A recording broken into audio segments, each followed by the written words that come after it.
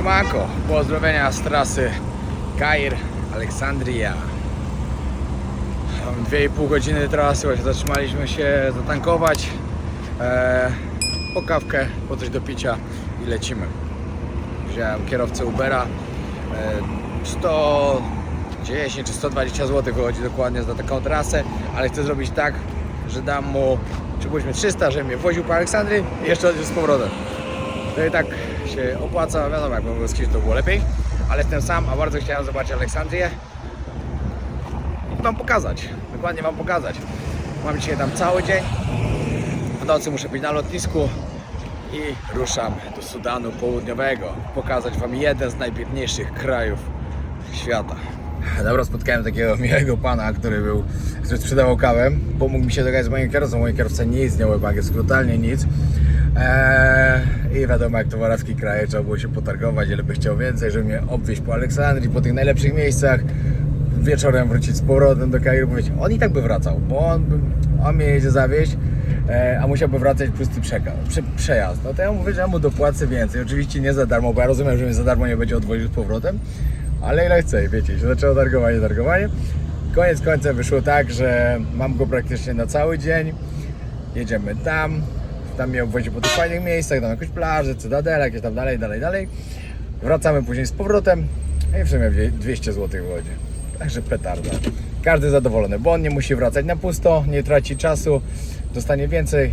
Ja też bardzo zadowolony, bo wydam jednak mniej pieniędzy niż zamierzałem. Dla każdego wyszło na plus. Także pamiętajcie się, w arabskich krajach oni się kochają targować. To jest po prostu w ich kulturze to, żeby się targować. Także róbcie to, bo to później fajnie wychodzi. No i wjeżdżamy do Aleksandrii. Fajnie, trasa w miarę szybko poszła. Nie ma co narzekać. Pierwszy punkt, no to plaża. Plaża, zjeść coś dobrego, napić się jakiegoś dobrego soczku. I później jakieś zwiedzanko. Staram się Wam pokazać jak najwięcej. Fajne, ciekawe miejsca. Żebyście zobaczyli, jak to wygląda.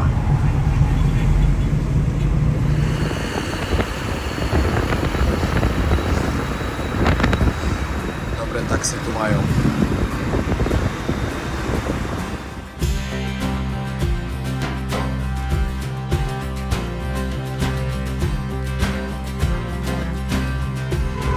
No i po lewej już morze i teraz trzeba się przedostać przez te korki, bo powiem wam, że korki to są straszne.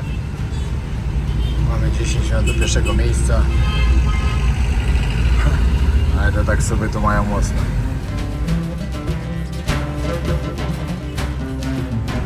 Stare łady po prostu.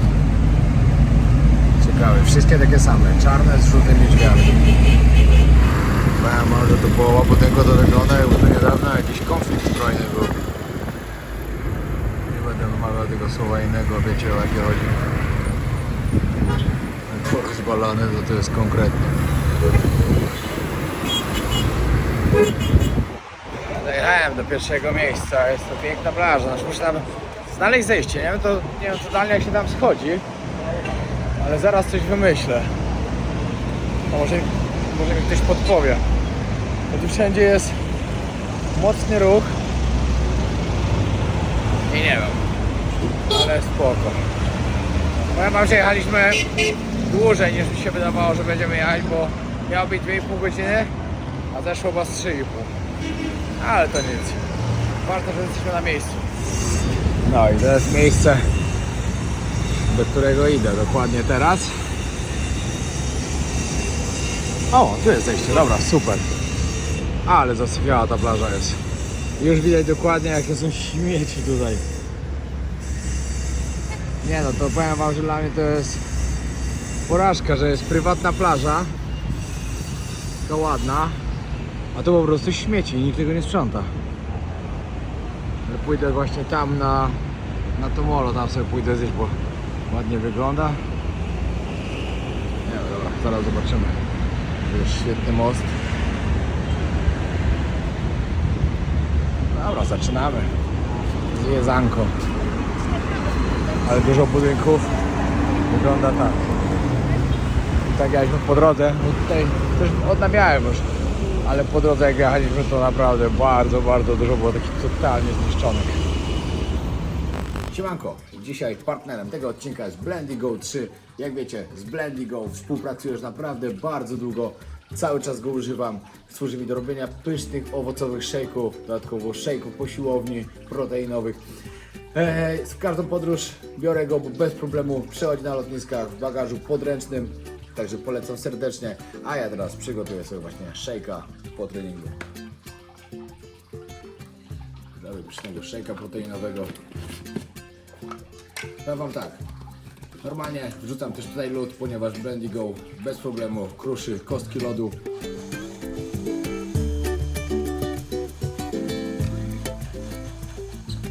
Mój pyszny shake proteinowy jest już gotowy.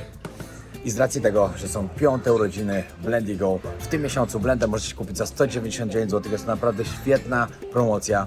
Dodatkowo, każdy, kto zakupi blender, bierze udział w losowaniu nagród, gdzie pierwszą nagrodą jest wyjazd na Bali. Także warto skorzystać. Zapraszam na stronę Blendigo. Pozdrawiam, oglądajcie dalej. Z takiej strony się całkiem fajnie prezentuje. Ale tylko z tej.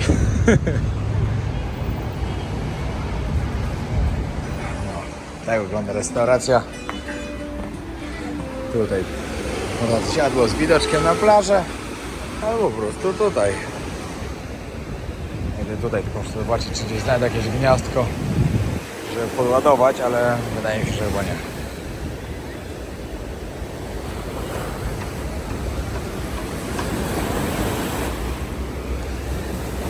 Fajnie to wygląda, no nie ma co gadać. Ja tak zmieniłem miejsce, bo tam biało za bardzo. Czy nie ślimy grilla i postawili na stole? Nie sądziłem, że to będzie tak podane. Kopci mi się tutaj, jak on sobie odpalił przed chwilą. Ale coś ciekawego przynajmniej. Wiecie co, nie zrozumiem nigdy jednej rzeczy. Wiem, że ktoś mi powie, to religia, to ich wybór i tak dalej. Nie, w większości to nie jest ich wybór. A religia tak, to tak, na pewno. Kobiety przychodzą na plażę i siedzą na plaży w burkach. Wchodzą do wody w burkach. Jak? Nie wiem, nie zrozumiem. Ja wiadomo, my jesteśmy innego wyznania i tak dalej, i tak dalej. Zresztą ja jestem ogólnego, żeby nie było. No ale nie zrozumiem nigdy, jak kobieta może przyjść na plażę i musi się pocić w tym, wchodzić do wody w tym i być cały czas zakryta. Nie może po prostu jak normalna kobieta przyjść, poopalać się na plażę, pocieszyć się słońcem, tylko przychodzi i się poci. Szok. Bardzo dobre to jedzenie. To kopci mi się cały czas, będę śmierdział grillem. No normalnie jest. Węgiel, normalnie się robi grill. Powiem wam tak, moim odkryciem z tego wyjazdu kulinarnym jest ryż z cynamonem. Ja wiem, że pewnie ktoś powie, jeszcze raz jadłeś ryż z cynamonem. Nie wiem, wydaje mi się, że chyba tak, znaczy to 2 dni temu. Po prostu jest tak dobry, że szok.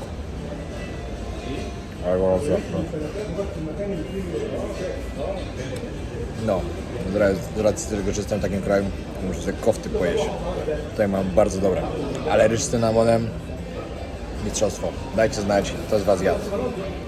Bo ja na przykład, wydaje mi się, mogę się mylić, ale wydaje mi się, że tutaj jadłem właśnie pierwszy raz. I nie chodzi o ryż z jabłkiem i cynamonem, bo taki jadłem wiele razy i po prostu kochałem, jak mama to robiła. Jak przyjadę na wakacje, mamo, masz mi zrobić, bo normalnie to jest smak dzieciństwa, ale że z samym. No. Chciałem teraz odebrać z Western Union pieniądze. Patrzcie, tutaj jest Four Seasons Hotel. Ale jest kolos, po prostu. Dawno nie widziałem tak ogromnego hotelu. No i jedziemy zobaczyć, jak wygląda pałac tutaj.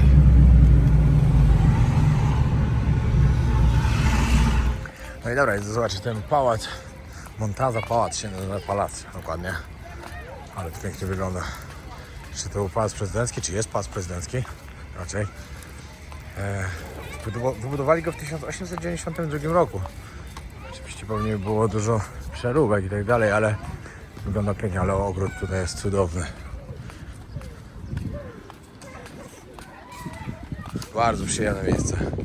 To akurat cieszę się, że przyjechałem zobaczyć. Ogólnie sama Aleksandria no nie robi na mnie wrażenia, szczerze mówiąc. Bardzo średnio wygląda i myślę, że nie chciałbym tu przyjechać na wakacje, bym miał już wybierać Egipt. No ale co, fajnie było zobaczyć coś nowego. Nie byłem tu jeszcze nigdy wcześniej. Zresztą jeszcze mam jakieś miejsce do zobaczenia. No i później będzie trzeba wracać do Kairu. Wiecie co tu widać jeszcze, jak w tych wszystkich palmach, czy nie wszystkich, ale na wielu są lampy, to wieczorem musi też zjawiskowo to wyglądać. Powiem wam tak, wiele osób obraz Egiptu ma, tak jak wam mówiłem wcześniej, że to jest tylko kurort nadmorski, Hurghada, Sharm el-Sheikh i tak dalej. Ale, no bo wiadomo, no, to jest tani kierunek od wielu, wielu lat. No i ludzie po prostu latają na wakacje, fajnie zobaczyć Egipt. Fajnie się jeszcze ci ludzie wybiorą na piramidy, to już w ogóle super. Ale Egipt to są tysiące lat historii i to niesamowite po prostu. Samo to, zobaczyć właśnie piramidy, 4,5 tysiąca lat historii. Pojechać do Luksoru, zobaczyć te wszystkie świątynie, te niesamowite posągi egipskie, no coś niesamowitego. Dodatkowo, jeśli polecicie jeszcze na zachód Egipt, no dobra, zachód od nie wiem, no dobra, na zachodnią część ośrodkową macie białą pustynię, White Desert. Jak ktoś nie wie jak ona wygląda, to bardzo warto sobie sprawdzić w internecie, bo jest niesamowita. Plus jeszcze inne rzeczy, no tu naprawdę jest co zobaczyć, jest co zwiedzać i myślę, że to jest dobry też kraj dla podróżników.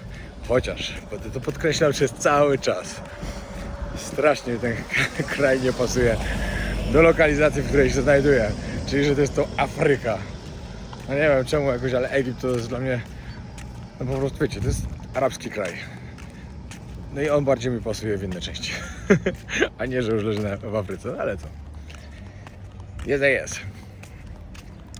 Ale to jest ogromne. Ten chłop będzie na mnie tam czekał i czekał. I wszędzie piękne palmy. Cudowny widok.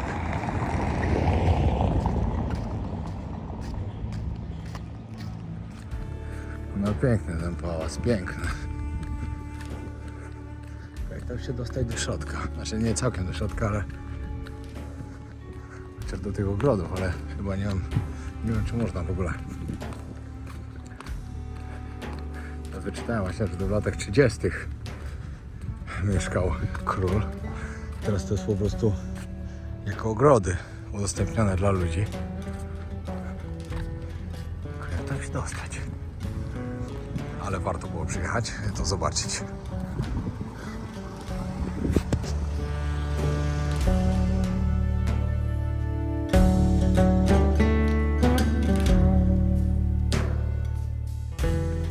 Wojsko z karabinami stoi na wejściu.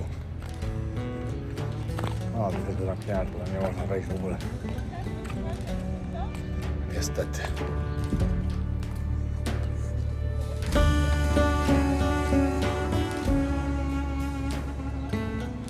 No trzeba przyznać, że ładny budynek. Akurat za mną jest słońce, muszę starać się głową zasłaniać. A teraz z tego, że mam wielki łeb, to nie jest trudne.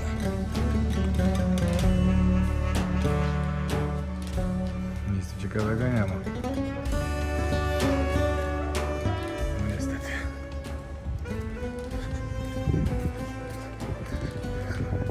Wszędzie się rzeczy dookoła zobaczyć. Chyba nie wiem, czy to ma jakikolwiek sens, bo nic lepszego od tego budynku to już nie będzie. Trzeba wracać i jeździć do kolejnego miejsca. Dobra, teraz jedziemy na najlepiej ocenianą plażę tutaj w Aleksandrii. Zobaczymy, co tam ciekawego na nas czeka.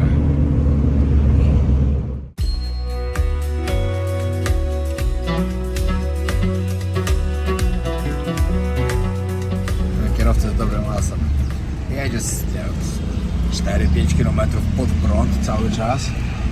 Nagle na samym końcu tej drogi zobaczył policję, zawrócił i dalej nas też tym. Dobry patent, trzeba przyznać. 3 dyszki za wjazd, jakieś 2,50 do zapłaty. Ale skoro się płaci za wjazd na plażę, no to myślę, że może być fajno. Mam nadzieję. Bo jak nie będzie, to będę zaskoczony, że ludzie na wakacje przyjeżdżają.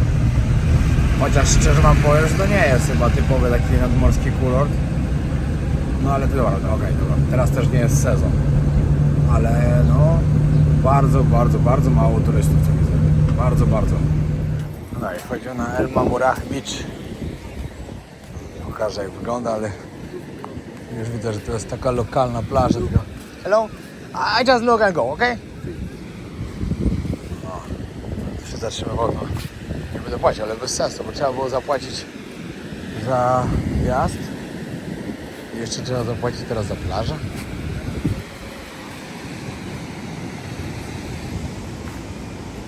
Szału nie ma.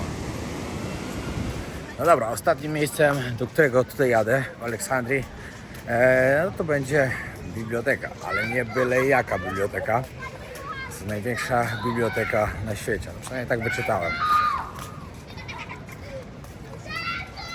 Dzieci nazwy mi robią specjalnie, bo jak się wróciłem, to się zaczęły śmiać. No, kierowca już czeka. No, dlaczego jest największa? Jest tam 8 milionów książek podobno. To jest niesamowita liczba w ogóle. Wyobraźcie sobie bibliotekę, że jest 8 milionów książek. Jak nie, to zaraz wam pokażę. Nie będziecie sobie musieli ich wyobrażać. Fajnie, egzotycznie, na ścianę.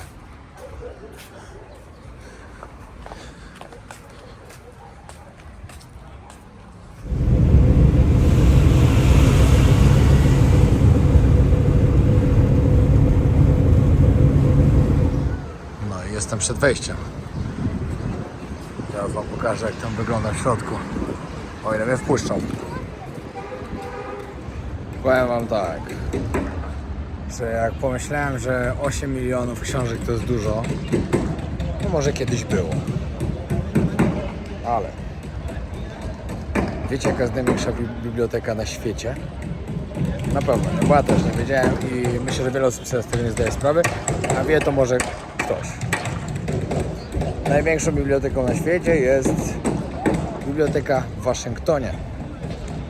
Ma 160 milionów egzemplarzy książek. Szok. Jest zatrudnione tam około 3,5 tysiąca osób. Nie jestem w stanie sobie tego wyobrazić nawet. W bibliotece brytyjskiej znajduje się 150 milionów egzemplarzy. Wow. To są takie liczby, że to jest po prostu szok. A ja się jarałem, że tutaj ma być 8 milionów. Nie, w Stanach to 20 razy więcej. Ale już spaliło, strasznie słońce pali dzisiaj. W ogóle tutaj na tym terenie jeszcze są 4 muzea i tu jest planetarium. Fajnie, byłem kiedyś w planetarium. W sumie to raz w życiu tylko. Musiałem wrócić po bilet, bo zapomniałem wcześniej kupić. Wejście kosztuje 13 zł. Jej, jaka wielka biblioteka. Komputery.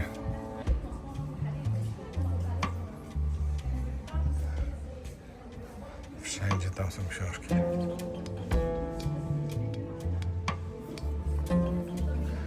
I tutaj wszędzie kolejne piętra. Powiem wam, że ja naprawdę lubię czytać książki. To jest ciekawe miejsce, nigdy nie byłem w takiej bibliotece. Dużo miejsc do pracy dla ludzi.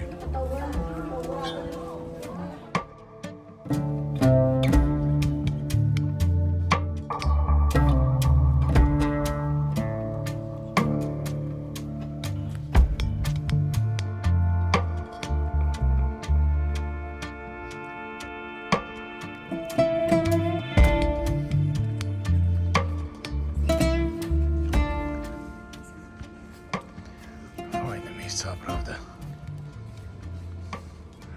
ogromne. Patrzcie, jak to wygląda.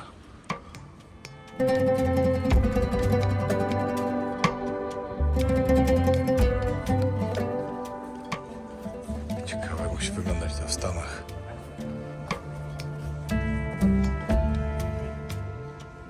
Ale musiałem szybko wybiegać z tej biblioteki, bo jest mocno kryzysowa sytuacja, bo Ala mi wysłała dolary przez Western Union. Nie dotarły wcześniej, jak byłem odebrać. Powiedziałem, że za późno, że już nie dam rady odebrać, że coś muszę wymyślić innego, a nagle oni je wysłali, a ona musiała potwierdzić, że na pewno jak ktoś odbierze w Egipcie, bo jak nie, to przepadają. Muszę szybko lecieć teraz do jakiegoś najszybszego odbioru, jeszcze spróbować je odebrać. Bo jak nie, to stracę dużo pieniędzy.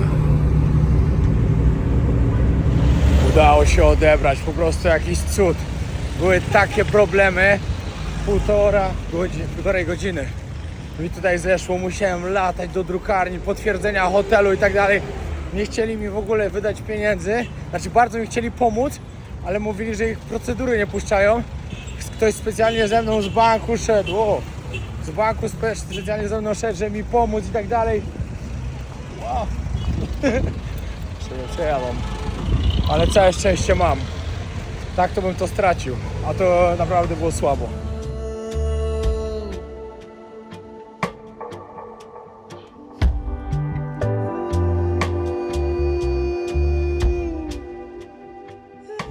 No i wracamy do domu. Jest 3 godziny trasy teraz. Ale zachód jest po prostu cudowny dzisiaj. Zatrzymaliśmy się na kawkę. Arabska kawa.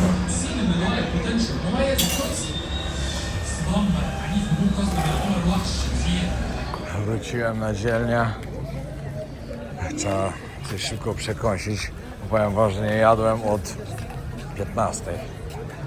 Także jestem mega głodny, bo jest 23 już. Miałem do hotelu spakować się, prysznic. Ruszam na lotnisko.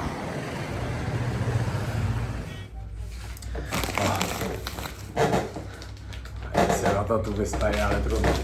Musi tak być, bo nie mam gdzie ustawić telefonu. O, powiem wam, że jak normalnie jestem człowiekiem, któremu jest zawsze ciepło, to dzisiaj mnie tak przewiało w tym samochodzie, jak wracaliśmy, że po prostu szok. Dobra. No jak w polskiej żołędnej sprawie.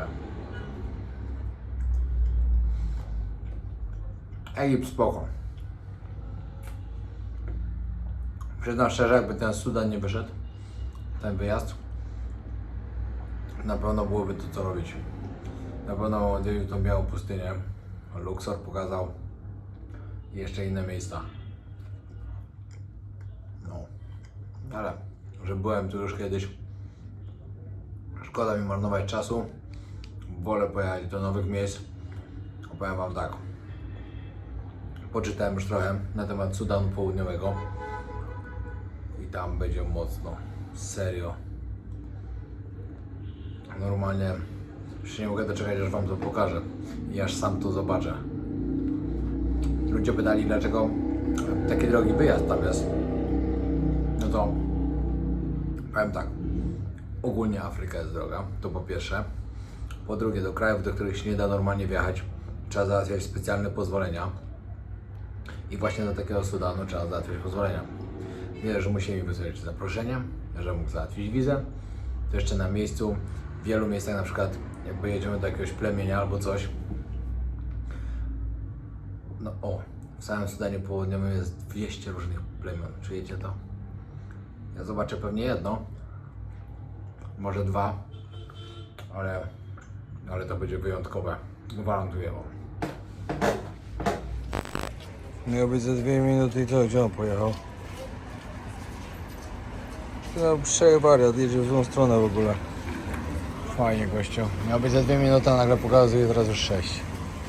Przyszedł teraz właściciel zapytać, czy wszystko było dobrze, czy na pewno mi się podobało. Ja mówię, że tak, że wszystko super. Powiem wam tak, no hotel wygląda jak wygląda, nie ma co ukrywać, bo to jest po prostu zwykły, tani hotel, a w sumie to hostel z pokojami też podwójnymi, ale 10 minut z buta do downtown. 30 minut, nawet 25 szliśmy do tego Islamic Cairo. lokalizacja jest naprawdę spoko. I spokojna, znaczy taka się wydaje przynajmniej. Dzisiaj znowu dostałem parę zapytań, jak uważam, czy Kair jest dobry do samotnego podróżowania? Mi się wydaje, że tak, no ale nie chcę też nikomu mówić, że tak, a później się coś wydarzy. Powiem tak, w każdym miejscu na świecie trzeba uważać.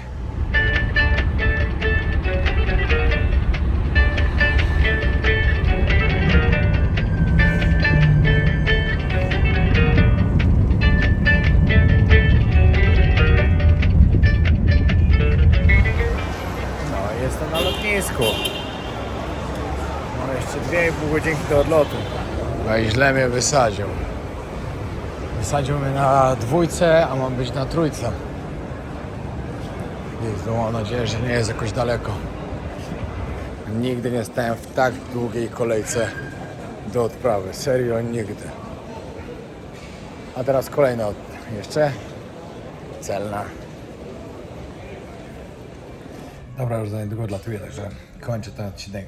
Na kolejny zapraszam Was na Sudan Południowy. Uwierzcie mi, że to naprawdę będą świetne odcinki z kraju, który tak naprawdę nie jest za bardzo pokazywany. Nie wiem, czy ktokolwiek w ogóle w ostatnim czasie pokazywał, co tam się wyprawia. Także zapraszam serdecznie. Dajcie znać, jak Wam się podobał dzisiaj taki krótszy odcinek, który ze względu na to, że miałem bardzo dużo spraw organizacyjnych właśnie z wyjazdem. Cały czas mocno kombinuję wizę do Jemenu. Sorry, jest 2 w nocy, już ledwo po prostu funkcjonuje. No, wizę do Jemenu i mam nadzieję, że jutro pojutrze dostanę wiadomość, że ona jest i w sobotę lecę od razu po wylądowaniu tutaj w Egipcie. Parę godzin i lecę do Jemenu. A z Jemenu mam przylecieć tu i polecieć do Turkmenistanu. To już wszystko się tak układa. Trzymajcie się, pozdrawiam serdecznie, na razie. كلمة تحكي شو المعنى شو فيها إذا صوتك أعلى سماع وتسكت العالم أصبع على فمك كلمة تحكي شو المعنى شو فيها إذا صوتك أعلى سماع وتسكت العالم اصبع على فمك ما في ثقل أنا شاي كم